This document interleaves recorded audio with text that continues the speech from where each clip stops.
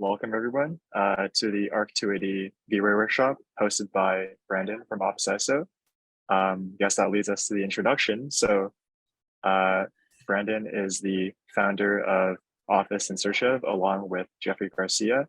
He's a super talented individual in architectural visualization. Definitely produces some of the best work that I've seen in terms of just images. And yeah, today we have him to just show all of you guys how to compose images, how to work with VRay, and also a bit into compositing and creating really engaging imagery. So without further ado, I'll just let Brandon take it away. All right, thanks, Adrian. Thanks everyone for joining this workshop. Host is disabled screen sharing. You'll just have to hear me verbally describe how to use VRay. My apologies. Should be good now. Okay, I think we're good. I guess I'll share full screen. Okay, so can everyone see my screen? Things are good. All right, so my use of VRay is now approaching, I think 15 years since I picked up a book on how to use VRay, because at the time there weren't 1 hour long tutorials on how to use VRay. I had to buy something that had a CD-ROM of disks of assets and project files to learn how to use it, and I've been been using it for a very solid 15 years. I've used it for so long that I'm scared to use any other render engine because the level for the client work needs to be at that I'm scared I can't do it in other programs. But I want to get there with Unreal Engine one day. But for VRay has been my workhorse for a very long time. I don't have anything from the very early days using VRay, but when I was still in my infancy of using it, was really after I finished undergrad. I worked for 3 years at a firm in Winnipeg called 546-8796, and they didn't really have anyone except the principal who used Cinema 4D, but as a principal, I didn't exactly have time to do the office's renderings, and so I was keen to do it, and pretty quickly, even though I was just an undergrad intern, being involved in the 3D modeling and rendering process, was able to insert myself into a design process kind of in their infancy. And when I first started, I was just using iMac, and so much of what I did had to just be simple renders and going crazy photoshopping on it. And way back then, computers, especially the ones I just had, weren't very useful. In fact, when I was an undergrad student, one of my first years, I would Photoshop context over my photographs of physical models because I didn't even know how to 3D model digitally. We didn't really read everything by hand. But I'm just going to skim through a lot of these slides. This is work at 546. But when I did my thesis here, Daniel's image making was a really big part of my final thesis, and I just figured I'd share this GIF just as in the context that VRay and rendering is so much a part of the process as it's incremental as I go. It's not something that comes at the very end of my process. It's okay, now I'm gonna set up my scene to render. I'm doing it kind of hand in hand as I'm creating images. I'm doing just quick test renders as I go. I'm making decisions about the stuff I do as I render. Since graduating, OISO imagery, I guess, is we'll call it branch of Office in Search of. People started to pick up on the render work I was doing in school or for 546 and starting to ask me if I would do it for them. And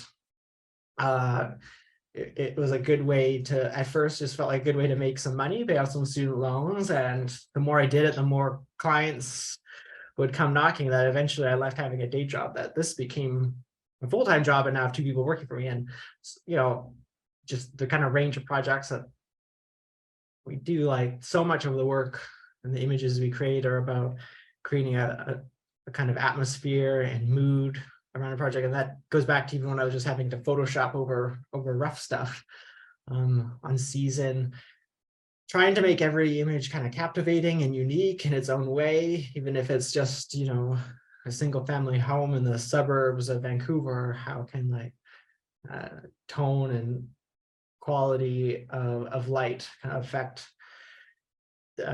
making an image very captivating for a person, to contexts which are a lot more extreme, like the coasts of Sicily. What are the kind of lighting conditions, the context, the sky, the weather that affect how a project is read? And of course, not every project is so, you know, such as like in the Philippines, showing how a project maybe is defensive in the context of a hurricane, or on a misty East Coast. Some are just urban projects, and how to make them captivating. I feel like, you know, last year we produced 250 renderings, and it's the ongoing struggle to kind of always try and be reinventing yourself, improving yourself, and finding new ways to kind of make a project more than just the 3D model that lands in our inbox. As the tools have gotten more sophisticated, sometimes it involves totally recreating contexts in 3D, such as the ski hill project we're working on in Calabogie. And like going back to, you know, when I was just a student in masters, some of my renders, you know, the raw render being on the right is kind of basic and horrible maybe, but it's combined in Photoshop. Very little of what we do is just pure rendered, saved, and printed. Even today, like what we do is a kind of back and forth between VRay and you know, the 3D modeling and rendering, and the 2D and compositing. And even, you know, when the projects get more sophisticated, you know, there's still this kind of sense of the post-production that has to happen, in case of sometimes adding in the context manually, or we just have like kind of rough blocked out models that represent the buildings, and elevating the kind of lighting and mood conditions, to even when it's something kind of like a little bit more we'll say basic, and for the purposes of city submissions where things need to be sunny and happy, we're still, you know, it's that post compositing. You know, so kind of my connection to Adrian kind of goes back that he's been a nice collaborator, and being our drone photographer for the last year or so, being someone who kind of understands what we do, having worked previously with drone photographers. They didn't always kind of understand why they're photographing an empty site, and why the instructions were telling them that they had to fly out at 5:28 at this height in these level or sun conditions to kind of match what we're trying to do in a rendering.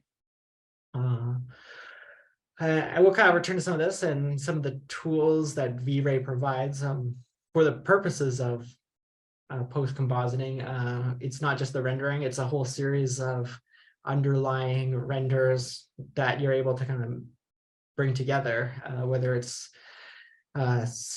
material render ID channels that make magic wand in Photoshop selecting things in your render really easily, versus kind of different like light and reflection channels that are able to kind of dial in certain aspects that, you know, between the kind of raw render, which like maybe on its own is like respectable, to kind of elevate it even further, as seen on the right. Our work is not immune to client feedback and requests, so it's always kind of the balance of navigating what they have to say. But to just run through also just works did in school, how that played into using VRay in my drawings. You know, I come from, my undergrad was, everything was by hand, and so I would often like hand shape drawings. So this idea of like a CAD vector drawing felt so cold and foreign that I would often render all my drawings and just layer in lines where it was actually crucial. You know, my thinking is often like a drawing should kind of will speak to the kind of character or project even has. It works where the rendering is like super basic.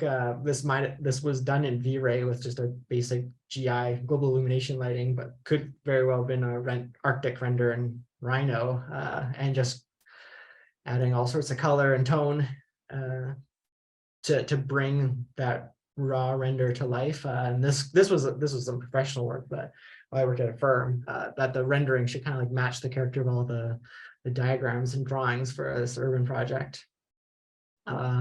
Some renders were more composite, and this was for a competition that we had the like model, we had the design, we'll say like 80% figured out, but it wasn't really about saying where exactly what it was, but giving a kind of impression and not make it feel too committed, because we put this together in like a week and are trying to sell a client on a place. Another case of just combining the raw render, which is the very top and looks like nothing, with my drawing and with some Photoshop, bringing the two together, and I was like pretty, section drawing was like 80 inches wide, I think, when it was printed. VRay uses to making section isometric diagrams. This is for a library competition from way back when, and the right is just even something more recent, where I've gotten very good at using the kind of tune features of VRay to just like render out quick axos that have line work in them, but just a bit of shading and texture. But not even really texture, I guess, like the reflection of the water is the only thing. To the other sorts of diagrams. This was a commission for Parsons, just to like showcase a project they're working on, and it was made to look like a pseudo model, just to make massing feel a little bit warmer. Later, did these kind of fake models for Joni Petriconi for this little tower they're doing on Yonge Street, but it was originally supposed to be an aerial rendering, but every tower basically next to the project obscures any view you could possibly have of the project. So we pitched this idea of it's like Doctor Strange folding of the city. And I went out with Adrian when we were first trying to photograph the site, and quickly composed just some of his photographs in the kind of middle image, just like the kind of proof of concept of what the rendering the left would ultimately be. Other kind of ways, kind of photo renderings we've used is this dollhouse section rendering of a hotel in Pinkerton, the Royal Hotel. The kind of classic case of like a dollhouse, the facade being removed and you see inside, but it's like kind of a section, but not really. And just to kind of note that having kind of command of VRay has been very useful when we do a lot of like our own design projects, to just like quickly mock up something, and with a couple of lights, this was a greenhouse, be able to kind of talk to our collaborative group about like a mood and tone of a project, how that affects not just like the form and idea, but how it feels. The places like a greenhouse in Icelandic, so they use those purple lights and what it would mean for the character of a project. I'm ever improving, so this is just like side-by-side comparison of the same project commissioned by the same architect, but 2 years apart. How I guess like my attitudes and around composition, I was really early. 2020 was, pandemic is when I first started getting commissions. I had this like feeling I never wanted to see roads in projects, because I wasn't quite as like good at creating the lines and crosswalks and things. And by the time I was revisiting the project, because they're extending the height of the project, just embraced the road and an autumn scene and leaves, and just an overall kind of tone, how it like affects the other view, just how approaching night images. But to kind of dive into some specifics for VRay and perspective in particular, the one thing I kind of always want, it's what drives an image more than anything is composition, where you place your camera on.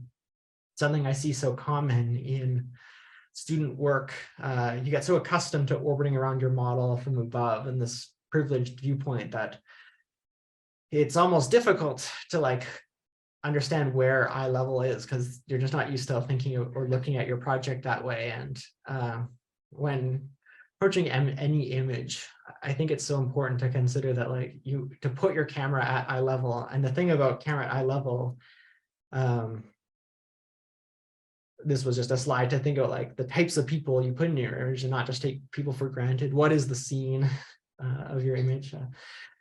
But when things are actually at eye level, more or less all the figures in a scene, they're eye level. No matter how far back they are, all line up to the horizon. The only kind of variation is just that, people aren't all exactly the same height.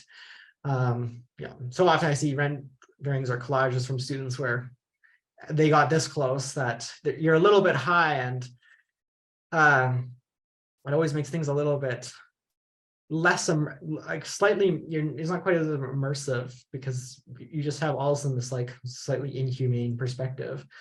At times it's worthwhile considering like being even below eye level, because the kind of presence a figure might have in an image can do something for a composition. In the case, like, these two, this was adjacent to a lawn bowling, and having those two lawn bowlers kind of really front and center.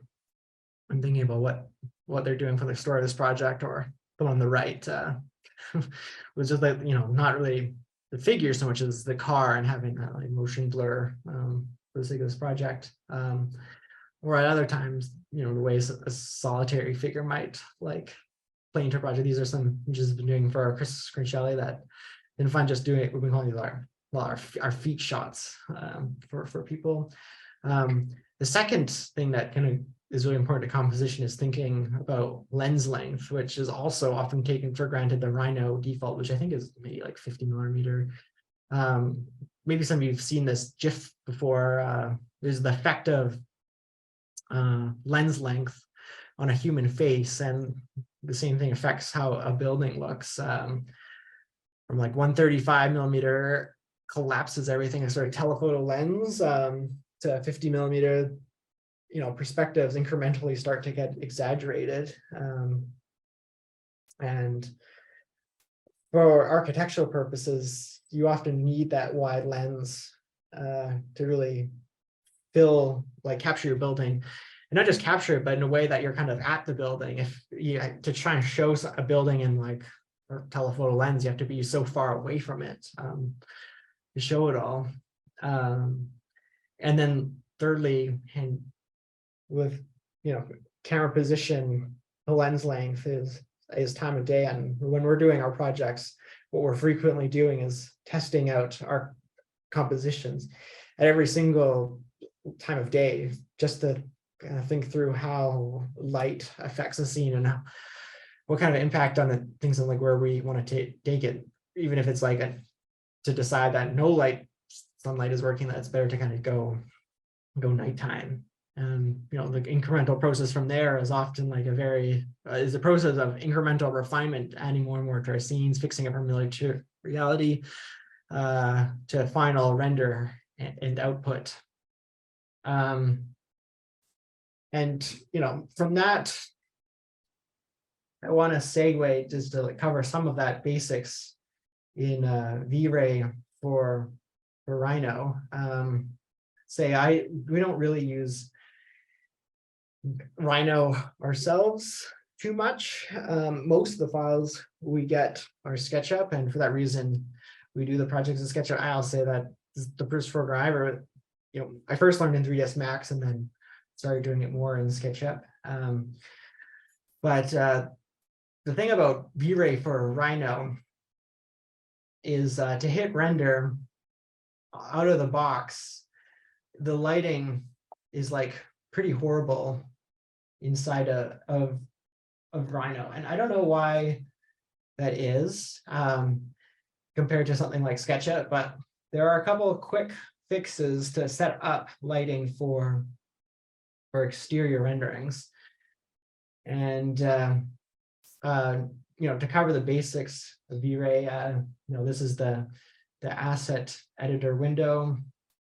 There's kind of two modes of hitting render. Depending on your computer,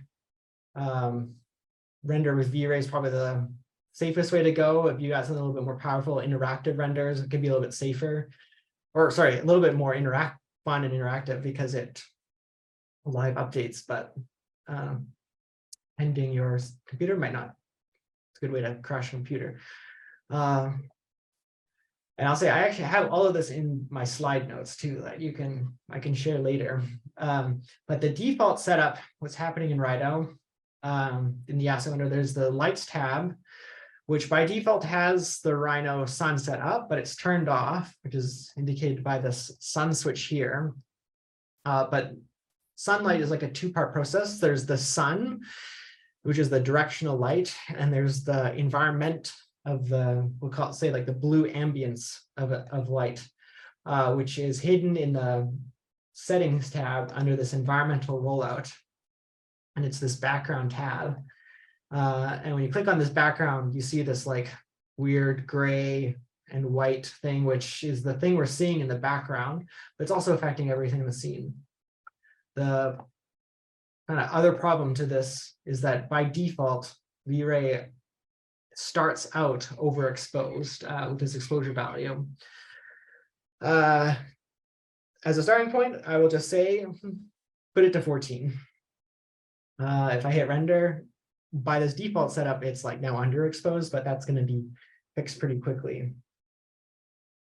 What we need to do to link this to the sun is go into textures, which is where this thing belongs, is this environmental texture. And we're going to make a new texture with a new asset at the bottom here called sky. And by default, this sky is linked to the VRay sun. And I'll say all of these parameters are exactly the same as the parameters that exist in these the sun itself. If I change, an example, the sky model, and we'll come back to this in this tab, it's updated here to this clear sky. Now we need to put this sky into that background slot. So I'm going to right click it, copy it, back to settings, right click here and go paste as instance. The difference between paste as copy and paste as instance is if I paste as copy, it's effectively making a duplicate of that sun texture we already made. I want it to be linked to the original one. So if I modify it, it modifies inside of this background instance where at the same time. So now we click on this thing, it's taking us to the sun. Next, we're just going to turn on the VRay sun and hit render. All of a sudden, now we have a nice blue sunny day. You'll notice it feels a little bit overexposed still. That in part is because everything is set to material default of a perfect white, and render engines do not like perfect white. If you have something at white, I recommend making a material that is slightly gray. But for the sake of right now, I'm going to go into the settings tab and override the materials in the scene to something, this little slider, this override color. I'm going to go like 75% of the way and just hit render again. And it is still a touch bright. In part, that's probably because it's the middle of the day, noon, high noon, and our ground plane is sort of unnaturally white. So I'm going to make a material to replace this ground plane that I have. To make a new material, you would go from the bottom, new materials, generic. It's the way you want to go. And I'm just going to make this a dark material. And I have this ground plane on a layer called ground plane. And I'm going to assign it to the layer slot for this by clicking the little material tab for it and hit select. It's currently called generic. I'm going to call it ground plane. And for the time being, because we don't want it to be overridden, I'm going to uncheck and be overridden, and now just hit render. And now things are looking a little bit better. The thing to know about lighting is that lighting bounces. So when it's bouncing off a 80% gray surface, it's still bouncing off to the tower. If I were to make this material perfectly red, and zoom in on this tower, you would see, you can see how the red is bouncing up and kind of coloring everything in the scene. And something to kind of always bear in mind when things are colors, and sometimes you don't want that, and sometimes you just have to correct it in Photoshop. Now that we've got everything set up for a scene, everything's linked to the Rhino sun. If we type in the command sun, this is what's controlling the sunlight in the scene. So I'm going to go back to interactive render and just open up the sun trap tab. And by, let's just be true to where we are and say we're in Toronto, and say, these are the settings we had to work with. So there's both the time of year, as you would expect, as we're in the winter months, the days are shorter, but we get longer shadows, and then changing time of day. And so much of what you might do is like a matter of, as it's kind of showing in our process, calibrating your scene as best for what kind of time of day that you want. I'm going to stop this render and switch to a little, well, actually, while I'm still on this scene file, that's a little bit more nimble, I'm going to flag where the lens length was. When nothing's selected in my viewport properties, there is this lens length parameter. And if you know anything about camera lenses, the higher the number, the more telephoto it is. So let's just say 200. And as I orbit, there's like almost no perspective to this thing. It almost looks parallel projection. Where if I go to, say, a different extreme and 10, I'm just getting close. Everything is like a lot more wide angle and extreme. So I'll say there are no rules about what kind of lens length you should use. I say like tons of our renderings are made up, or we'll say kind of weird lens lengths like 15.2. I don't even really think about lens length. We just adjust it as it suits our scene. But I say like a rule of thumb I have for myself is that a rendering, because you're often trying to see a lot, can only have a wide angle distortion in one direction in the image, either horizontally or vertically, but never both. Often we get these like renders that they want us to camera match, and if someone's gone like extreme in Enscape and they don't even really know what the context looks like, and if we were to try and replicate it, like a tree would be like crazy stretched. But consider that these are towers and you're often trying to see the whole thing. I recommend considering what it is, the aspect ratio that you're working with, which exists in this render rollout.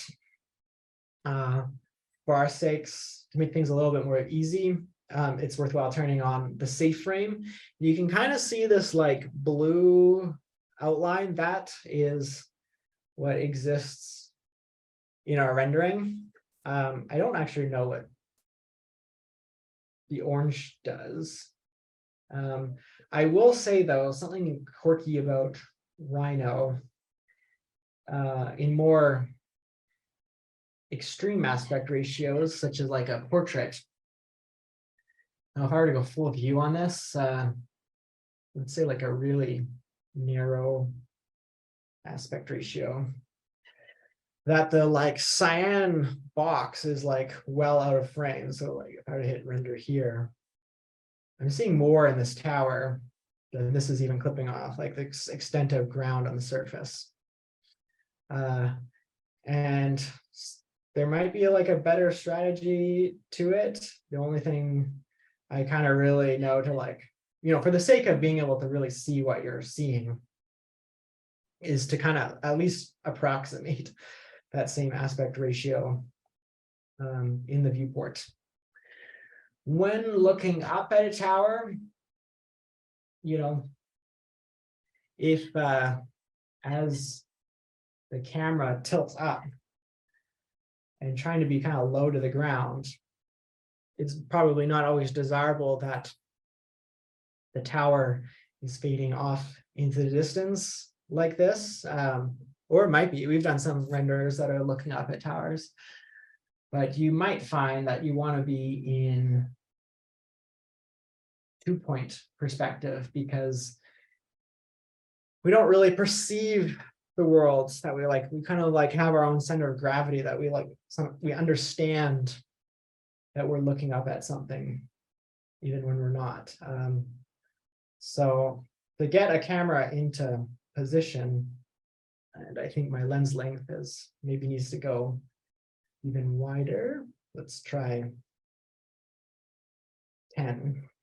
I often find to like get that proportion where the ground is maybe only like so much of the image and it's much more sky above the horizon, you have to like really tilt the camera and then pan yourself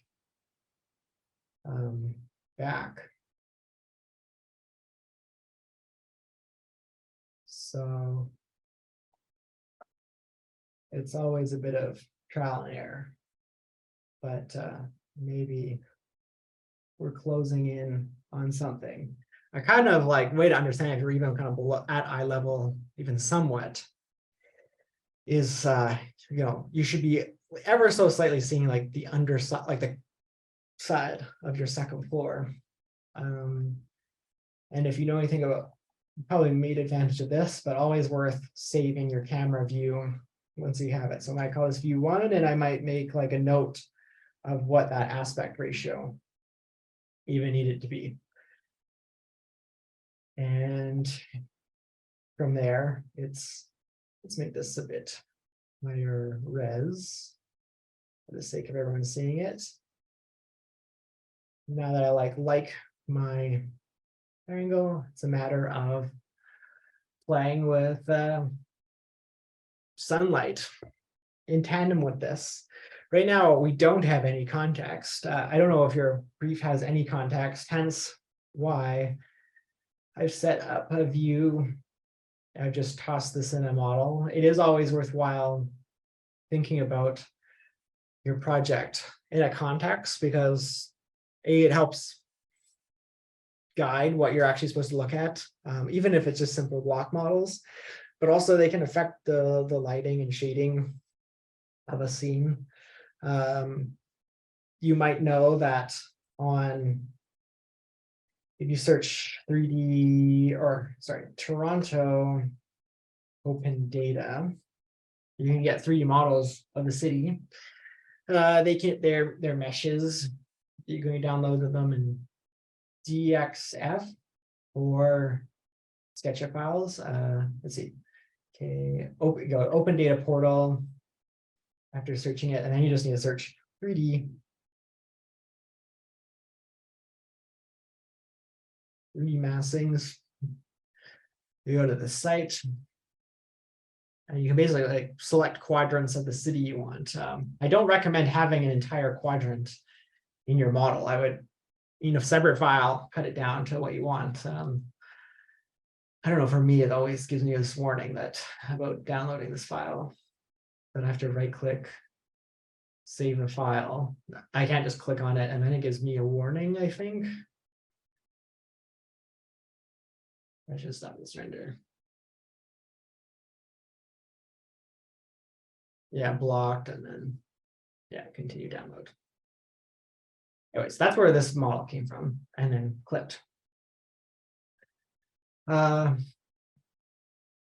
Material.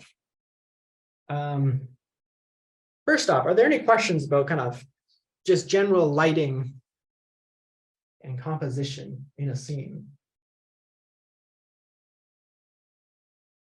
Rendering or interactive rendering 2 files at the same time.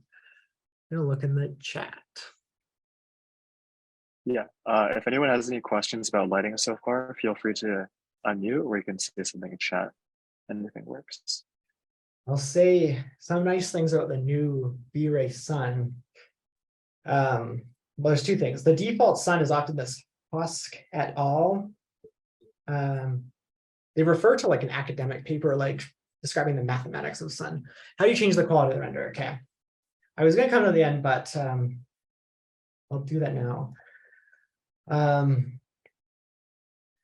think the biggest thing students make is trying to overcomplicate the render quality settings and resolution. Thankfully, the render settings have gotten a lot more simplified over the years. There's basically a slider of quality. And for me, if a rendering takes longer than an hour, it's like not very productive for us because we often have to go through rounds of revisions. And you know, this is like an hour on our like pretty good computers, or an hour we're sending it to a render cloud. Kind of time is of the essence, and put up for you that keep it simple. I had a friend when I was in first year master's who was trying to render out her rendering it was like 10,000 pixels wide at the extreme high settings. She had all sorts of glossy settings, and not worth it. I will say for like most of our work, we render things out at 4K at the resolution that's biggest, maybe 4500 in the cases of portrait images, a little bit different when they're 16:9. And I recommend keeping the setting on progressive versus bucket render. I'll say the difference between bucket is that you see these little cubes going around and they're incrementally rendering out little sections, but they're rendering it out to like what it needs to be. This is a very simple scene thus far. Progressive, by contrast, it's sort of like rendering the whole scene all at once. And if I hit render on it, you'll see it kind of improving itself on a granular level. I don't even think you should change the medium quality. The best thing you could do if a rendering's take a wrong time is make sure before you hit render is have this denoiser turned on. And for the sake of this rendering, I'm going to make the ground material just like a little bit more complicated with like a reflection on it, just to see what it does. And I'm going to stop the render prematurely. You know, it's grainy. It looks like garbage, and maybe you have a complicated scene. You've gone into a little bit deep dive materials. This denoiser, it's currently turned off in the viewport. I'm just going to turn it on. It has like smoothed out all of that grain. It's done a very not great job at it. It's set to mild. Maybe I'll change it to default. This is after like letting it render for all of 3 seconds. You could imagine, that it rendered for maybe like half an hour. It would do a lot of improvement. And you can see the difference between like how grainy this was to now. It's still not perfect, but yeah, like I was saying, it can do a lot of fixing. The other thing I'll note on other things in this viewport window is the exposure tab. It's worthwhile having. If you do have whites, it's usually there are some highlights from the sun that are just a little bit overexposed. That can be corrected with this highlight burn. Just dropping it down, you can see it's like recovering some of the detail in the render.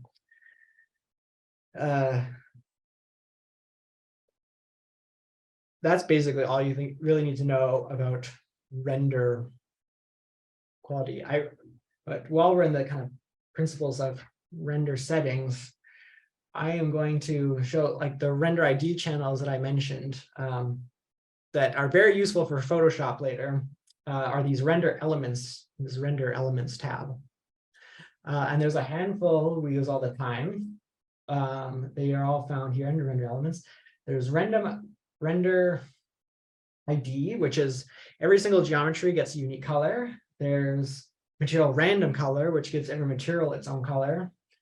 There is light mix, which needs to be grouped by instance. This is especially helpful if you have more than one light in your scene. There's extra texture, which we add the slot dirt. And usually, let's just make this radius 10, and I'll show you what this does again. I'm going to hit refraction, reflection. This is being recorded, so you'll be able to see it later. Raw total light and Z depth. And I'm just going to guess at what this far distance needs to be. And hit render again. I'm going to let this render for just a few seconds.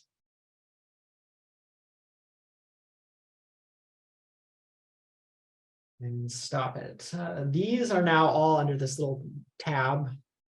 Scroll down tab. There's the alpha channel, which is by default, and it knocks out the sky, which is helpful if you want to replace your sky, which we always replace our skies. Here's the render ID, so you can see like every single object is its own pieces of its own color. This grainy, this doubling of color is due to the same geometry overlapping itself. So there's a duplicate piece of geometry in there. There's refraction, which would normally see what's behind glass, but we don't have any glass yet.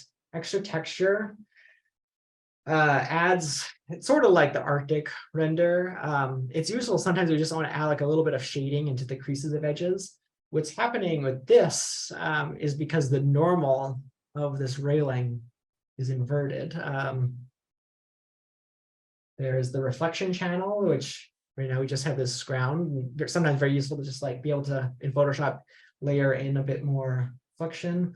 And denoiser, I don't even think anything goes in there. Raw total light, which is basically just like the white render, but what the lighting look like, which is very useful. Sometimes we say render what will need to be a lawn, but we're not doing 3D grass, but we have full grass, and we could like use this shadow to blend in over a photo. Here's the material random ID. We only have 2 materials in our scene. The light mix channel, which is relatively new and it's amazing. Right now we only have 2 lights in our scene: the sun, which in this case just looks like that, and then the environment, which was the kind of blue sky background. Also very useful because sometimes we just want to add like a little bit more sunlight onto, say, like tree branches. Self-illumination, we don't have any. And then the last one that we've added, oh yeah, Z depth, which didn't come out great. What we would expect it to look like in the case of I had it, it's a matter of calibrating the distances of how far you need to go.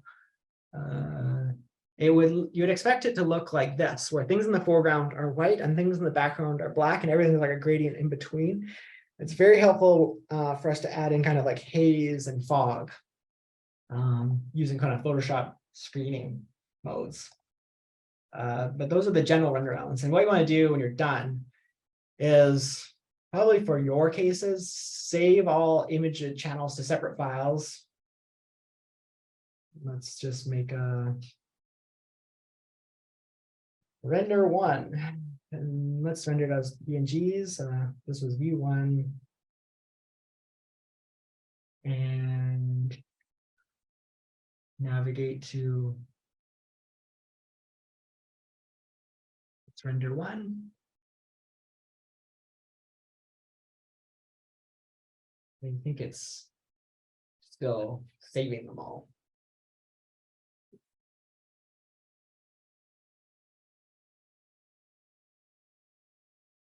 I haven't actually saved out in this manner in a very long time because we render most things to the cloud for final production. Okay, gosh, I think it's science unfrozen. Render D. Oh, I didn't actually save it to that folder, but ultimately, here are all those files. Actually, by saving it as a PNG, and open this in Photoshop. The main render, they're all titled based on what they are, but just the view one is the default render. Didn't come in with the environment. And I want to say that's a default of why it saves up the sun, in which case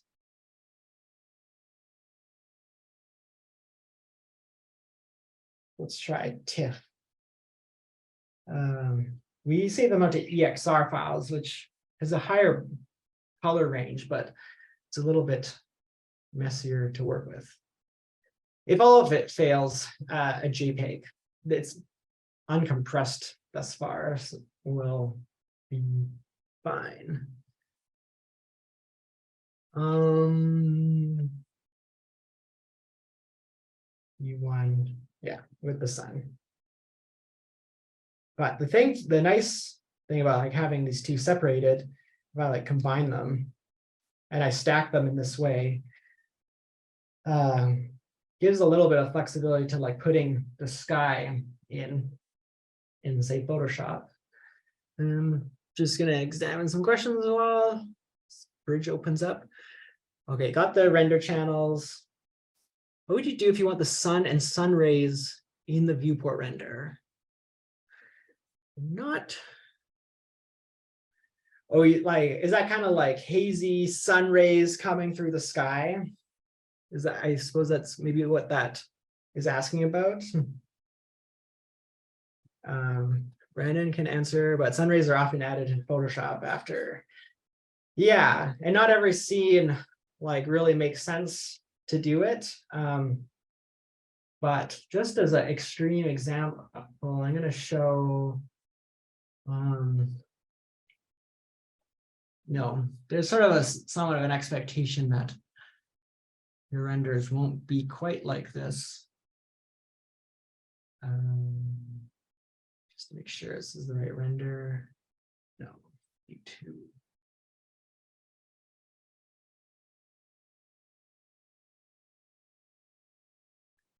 Oh, already almost at 6. I can somewhat keep going.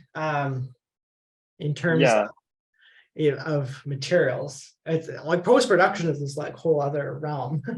And yeah, I'm sure you all have like a little bit of experience in like photoshopping, collaging things into what you do, and ultimately like the tools are all the same. Layering things is just how you apply them. But I feel like it's worthwhile covering a bit more on materials, more than the fine tunes of adding light rays.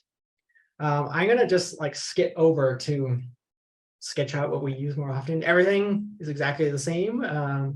It's just a little bit easier for me to do some of the other things. Apply materials,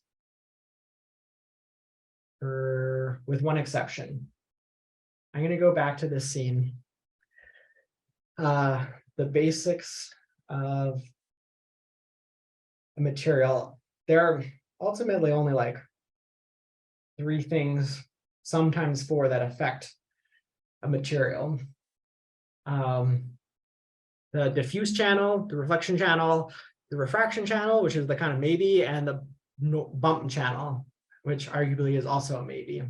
But let's start and work our way down with this ground plane we have. Right now, it's just this glossy black material, and I want to make it concrete. Just gonna say that's what it's in.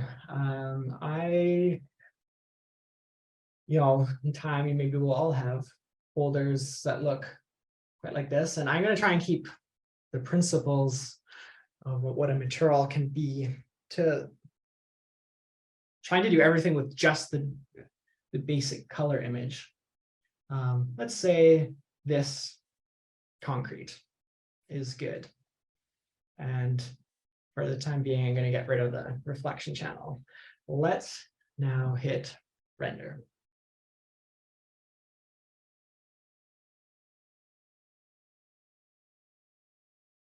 Boom, we have concrete, but it looks not great, and my resolution is gigantic right now. In part, the reason it doesn't look good is that the scale of it is terribly off. You can see the grain, the specks in the concrete is, size of windows. And so we need to add some texture mapping to this for anything that has a material anyways. All of that texture mapping exists when you have something selected, texture mapping. Because this is a simple surface, we're going to use planar mapping.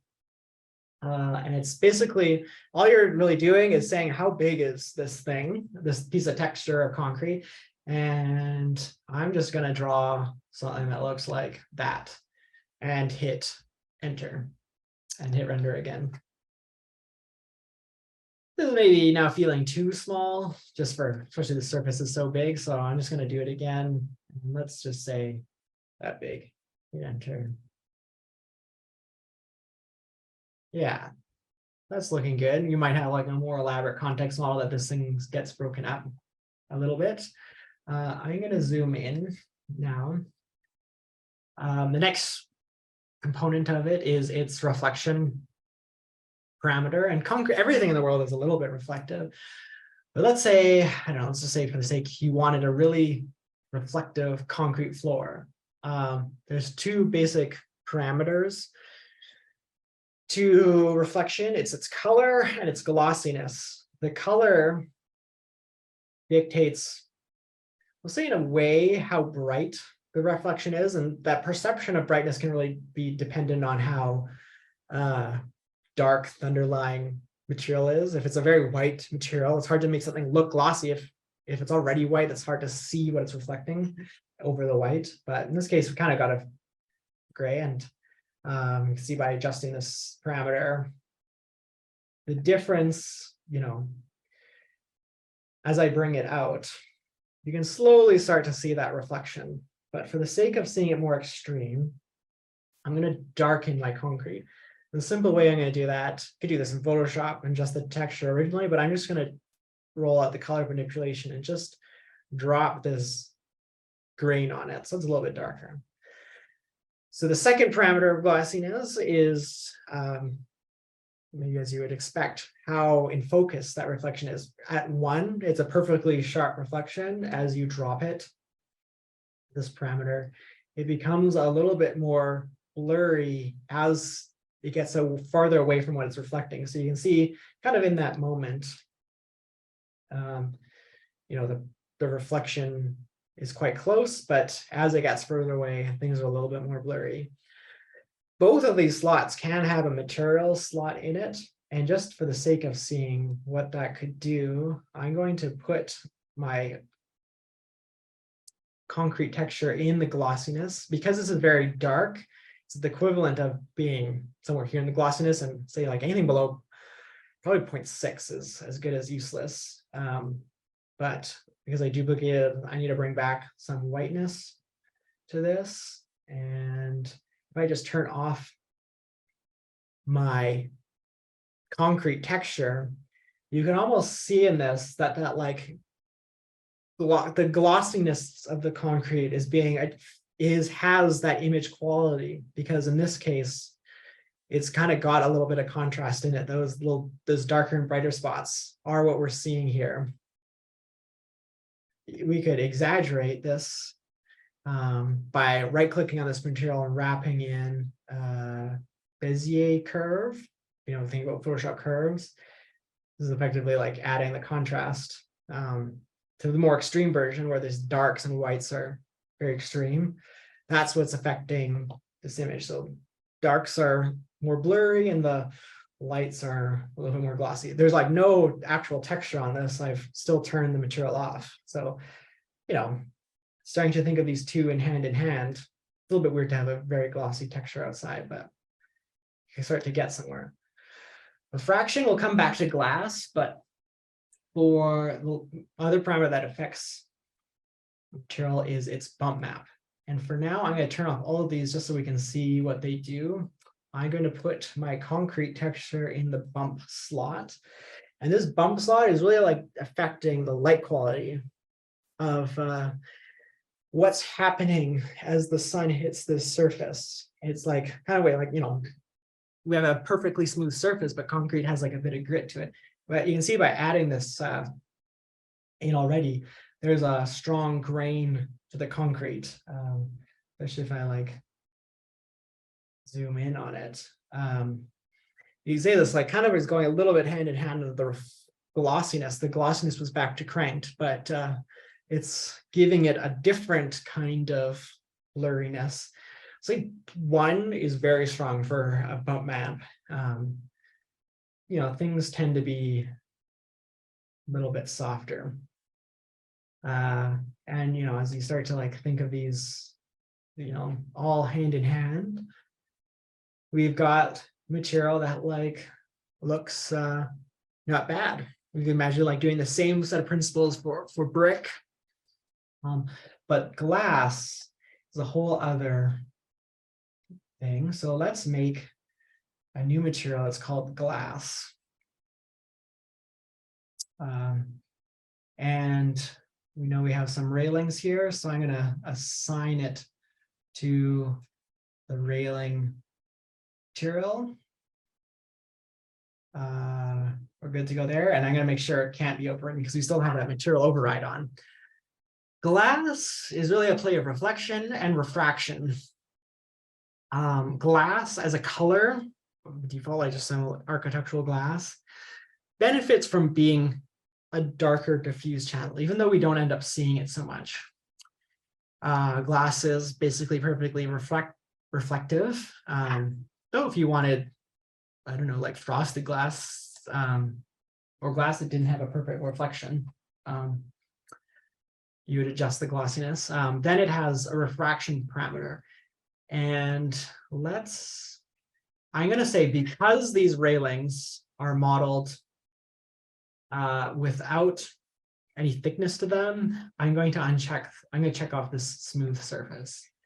And let's see what we have. Nothing. Why?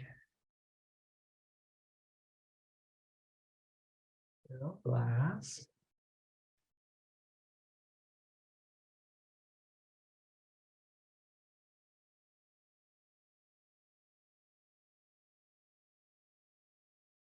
Is unexpected.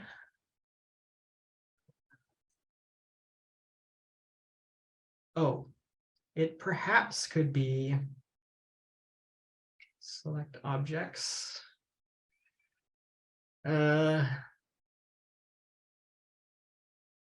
Material. Oh yeah, so in this instance, the geometry, the way it was set up, had it override on the material. For your sake, it might be beneficial to organize your layers by materials. So I'm going to assign all this stuff to be by layer material. Now we should be good. Yes. Okay. So I'm going to go back to interactive render. I'm going to turn on the reflection of this glass, and now this the glossiness of this glass. You don't want refraction to be 100% because it almost becomes invisible, and glass is never really quite invisible. It's kind of a play of what the two do together. If you wanted to do a frosted glass, just like reflection glossiness affected the blurriness of the reflection, glossiness of the refraction affects the blurriness of what's through the surface. So if I change this to, I don't know, say like 0.5, you can see this like window. You don't need to do it very much. Let's try a little bit. I will say, a glossy refraction is a good way to add render time. That is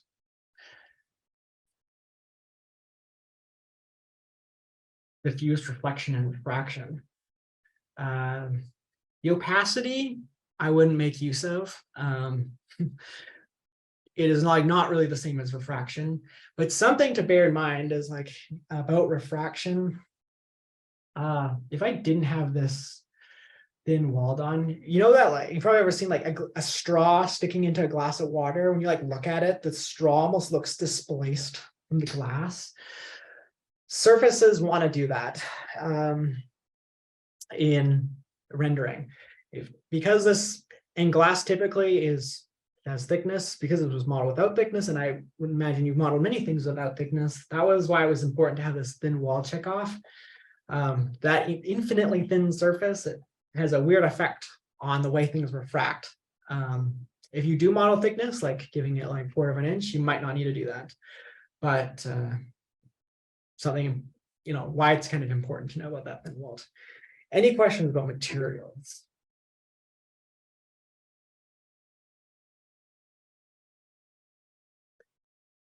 The thing to benefit from those render ID channels, if you're like in a pinch, you always have the option to see what, use those render ID channels to like select one of those objects, and in Photoshop, just slap a brick texture in there. The reason why I wanted to show what the Z depth was, see in Photoshop, I have all our layers here. Z depth looks like this. When properly calibrated in the distances.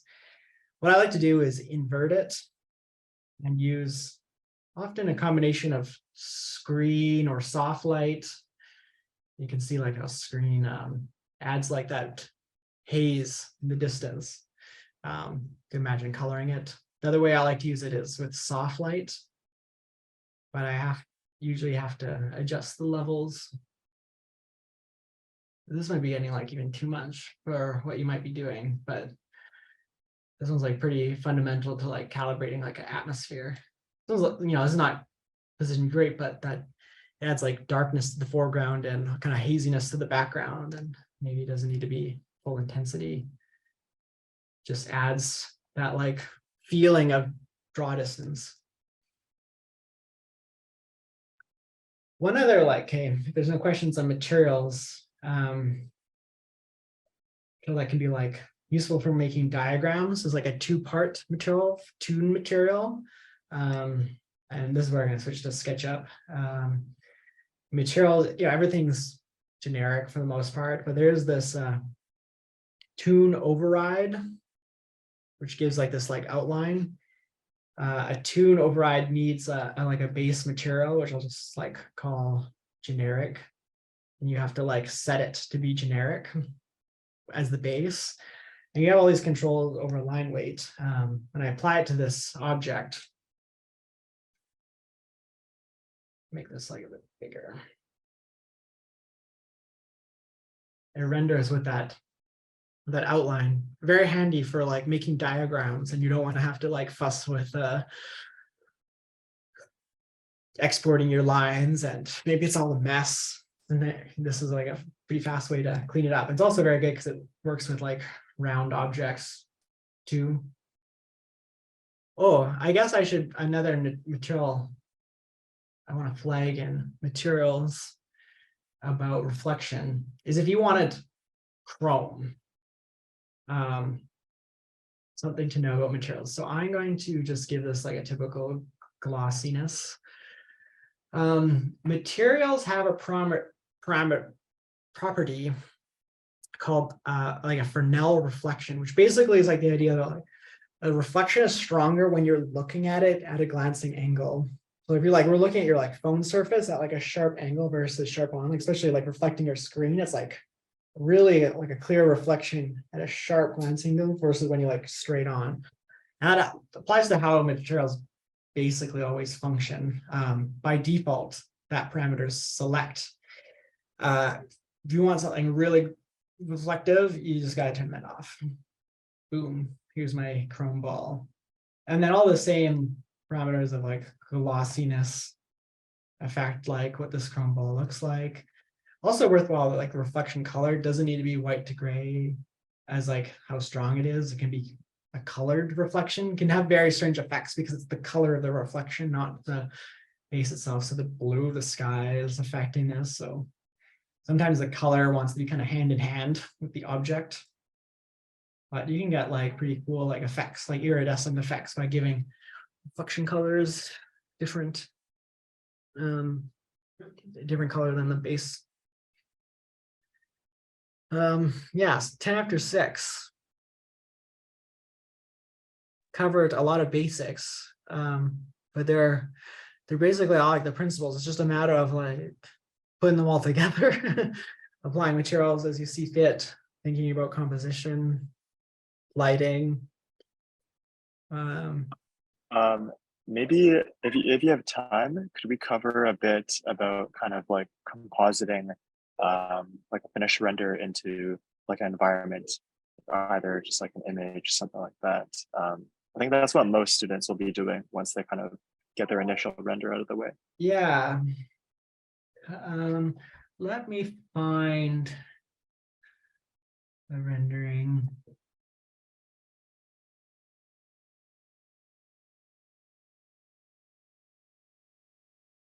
Or I've like done a lot of Photoshop compositing of a context.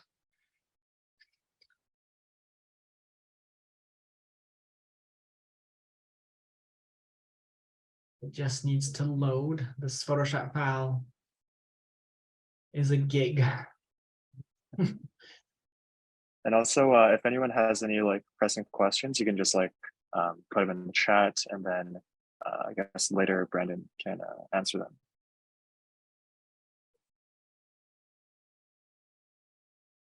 I'm also downloading it off Dropbox. 6 seconds.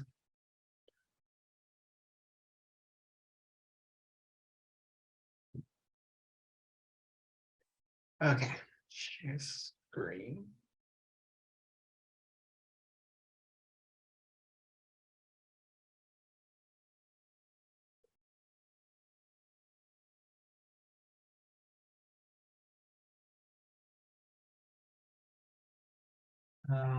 While this is actually quickly loading,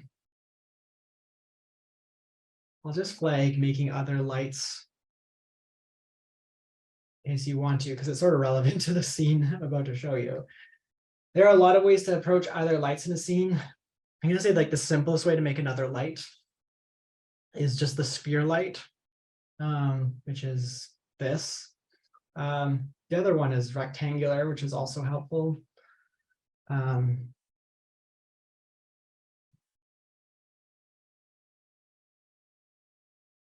I can select this. There's nothing really that complicated about a light. It's just a matter of putting it where you want it. For the sake of this scene, say you feel ambitious, you're going to do a night render. I'm going to drop my exposure value to accommodate. Yeah, so I have this sphere. And you can imagine putting it in your building. Obviously, you don't want it to look like a sphere. Even this lighting, actually, this like sunset lighting is looking pretty good though. The sphere is here, very simple. It's like got intensity settings. Boom, like the bigger the number, the brighter the light. Let's go back to what it was. You know, it's color. So you want it a little bit more golden, reflect like with lights inside. Sake of this, I'm actually gonna turn the sun off. And maybe drop this environment lighting. What we don't want it to be visible as a sphere. So we're gonna hide it. You want to make sure it's like never clipping surfaces. The thing to, sometimes these things can be relevant if you want it to affect reflections or not. But yeah, you can imagine quickly duplicating those lights all the way up, maybe making a couple options of them to make different values. Something we actually have to work a lot on is like how to make an interior look like an interior with low effort. But it's worth noting that when you have the light mix render ID channel, and because it's set to group instances, every type of light you have in a scene will be its own render channel isolated, which can be very helpful for blending lights into a scene, such as this one. So I will note that this rendering actually was done in Blender by my collaborator, Mike Yoshimura, and he did this. This is the base render. What we were just doing a moment ago is not so far from it, other than some trees. The row texture is not so dissimilar from that glossy concrete we were making. But we've got all this context. Let's see how I approach this rendering. Okay, first is like the Z depth, which I've screened on. This would be is becoming that rainy render, and I wanted it moody. In my folders here, sometimes I'm better about naming things. Often I'm not when I'm on a deadline. But at least I have folders to organize things. Let's see what's in some of these. Some of these were already turned off, so I'm gonna just flag that they shouldn't be off. Because it was done with, remember, Mike, often there's a lot of back and forth between what I bring to the add separately in the render. So in the seed, you know, when using a render channel, such as like a render ID channel, which, you know, might look like this. I'll move it all the way up. I might do things where, like, you know, magic wand, select a surface, make a folder, and then apply the layer mask to that folder with the quick mask. I don't know if you've used masks before, but very helpful for organizing things. So now anything in this folder only affects what's in this folder. So very helpful if I wanted to like add adjustment masks to, like, say the building. I needed to, like, they wanted it darker a little bit, that kind of thing. I have one set up that's all the glass, and I've used, you know, I'm like blending in some more. I think I'm using adjustment curves to like brighten up some of the glass and color to like make it a little bit more yellow. Context, so see I have like layer masks for all these buildings. And, you know, maybe for those who don't know about masks, basically it's this little, anything that's like black on the mask allows it to be visible, and anything that's not is hidden, and it's something that you can like paint on just with like a brush. By hitting backslash, you can see what that looks like. So anyways, these folders are just set up for masks. You can Google more about Photoshop masks. So in this context one, I have, or no, these red ones weren't supposed to be turned on. Let's just go through what I have. I have like things that are just like bringing out puddles, context. You know, I have a folder here that's this building. If I hide the mask, you can kind of see it's like a mishmash of photographs I took on the site, like Photoshop distorting them into place. Any one of these is just like, sometimes I have to use more than one photo. Like, it's the matter of, you know, this is why it's helpful to have a model of context to like match the perspective using distort. Some of this like might be familiar as relevant to the scene. With this back where it belongs. Yeah, so much of this is just like about building up. Like, so first that photo, other photo, like sometimes I'm not even that like good about it, but by the time everything's in place, it's hidden, fixing up cars to hide things, foreground building, tree. You can see I'm like actually trying to match the photo of the tree to, and I'm kind of hiding the fact that I didn't want to like cut out the photo of the tree, so it's sort of like imperfect. But by the time it's all put together, what do I have? Oh, I have a folder of trees that go at the top of the building. entourage, which is just, people. That was my fake black. I added in a car into the scene, a little Fiat. So I had to paint in the glow of the road, or sorry, the glow of the lights. There's a bunch of things that just look like this set to screen, about your blending modes, be the rain. I've got another person in a foreground folder here. I often actually export. I don't love 3D people, but I'll sometimes export a screenshot of how they look in the scene. So I have like a good sense of how big they need to be my camera match. And then lastly, I typically have a folder called effects, which usually just has like some like final post production. I think I have a layer here turned off on that's not supposed to be, because that top is a lot more blown out than it started. But by the end, it's that. So much of like the quality is coming in Photoshop, like from where we started. I mean, except for that, you might not have some trees. The scene is not complicated, except actually you do have some trees that you can use now, because VRay has what's called the Chaos Cosmos, especially if you have a valid license of VRay. VRay. There's this little, I don't know, what's like a painter's thing. Swatch, the Chaos Cosmos, where there's tons of 3D models that you can just drag and drop.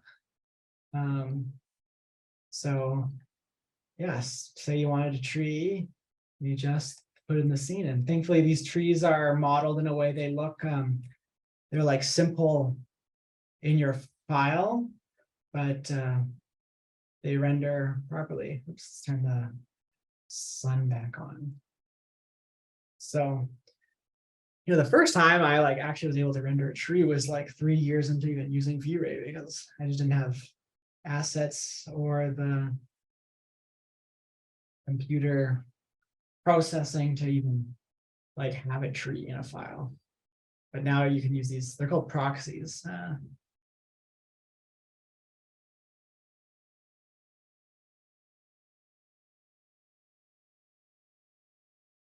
Why did my sun go away? Oh, because I'm only on Spearlight. There we go. Oh, and because I have material override on it, it's affecting the tree.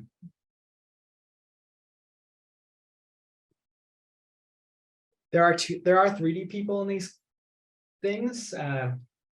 Don't recommend. They just look dead in the eyes.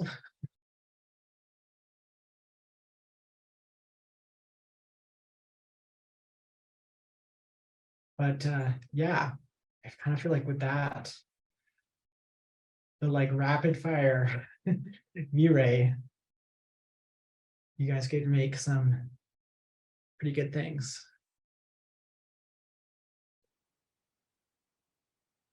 "3D people are good for when it's far away. It's tedious to Photoshop them in, but they always look very plasticky. They're like video game people."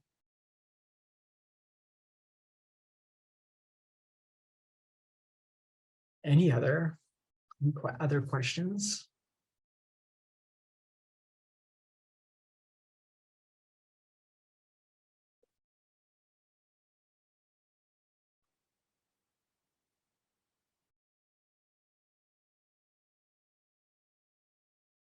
No?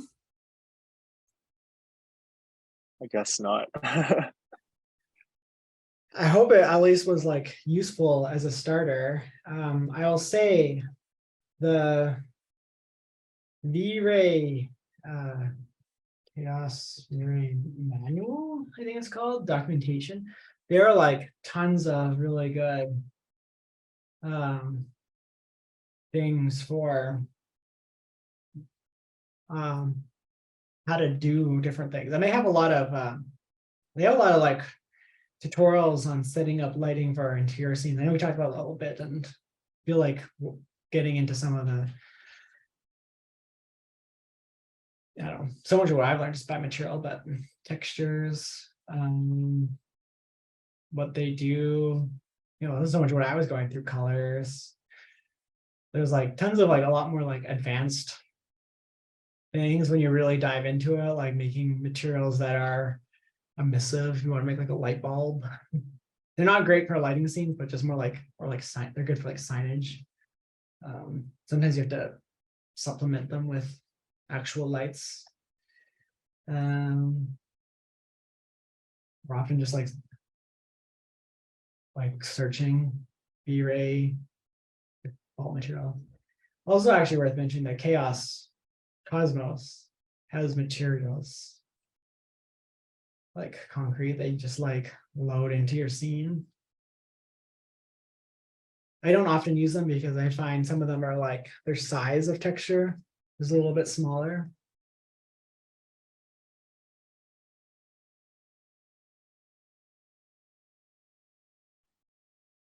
Yeah, I mean, I think you gave like super in-depth kind of like overview and introduction, just like setting a lot of things up.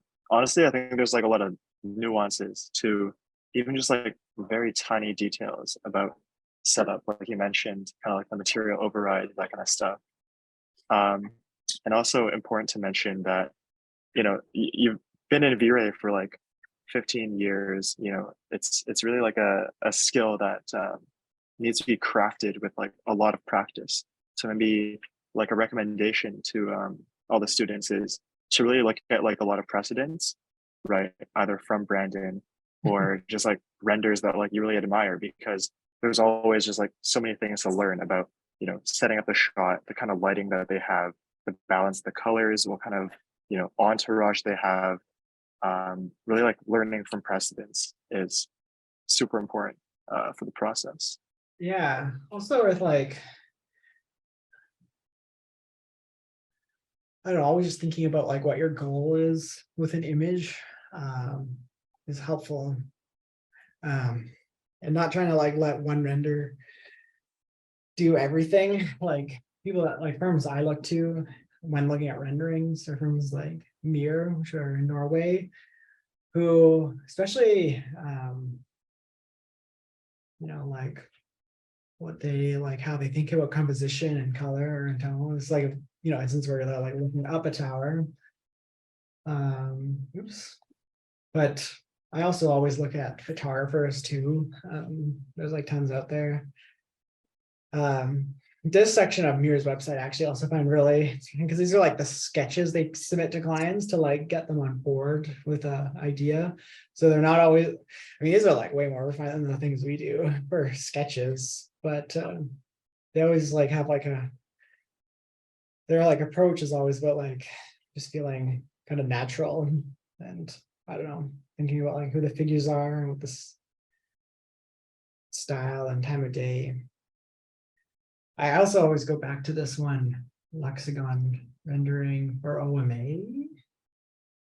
I don't know if you can, oh yeah, it was this one.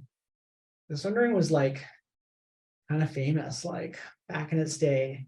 Like if you look at the model, there's just like very simple textures of like facades of buildings. It's like there's not even that much three-dimensionality to it, except for like in certain areas. And it was just like,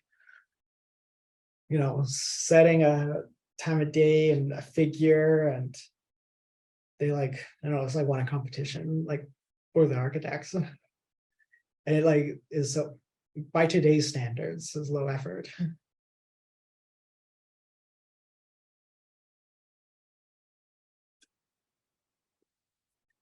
Often what I Oh, sorry. sorry, go ahead. Like there's tons of like YouTube videos of like people doing like photo bashing, which I like find very like helpful for just like thinking about like what you can do just in Photoshop. Like taking some like quick textures, like slotting things in. Yeah, you take a course. I don't know. Sometimes when I'm in like doubt on how to do something, I'm just like, oh, if I could just do this in a photo.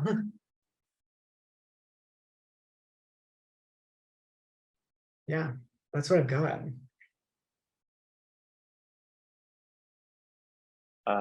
If anyone has any like last minute questions, now would be a good time. If not, then probably close out there. That was a lot that you covered. Any questions? Okay. Well, I guess yeah, we'll call it. Big thank you, big thank you to Brandon for just sharing just like years and years of insight into VRay and really taking the time to kind of go through the beginning to end process behind not just like a setup, but also how he approaches images, which it's always different for everyone.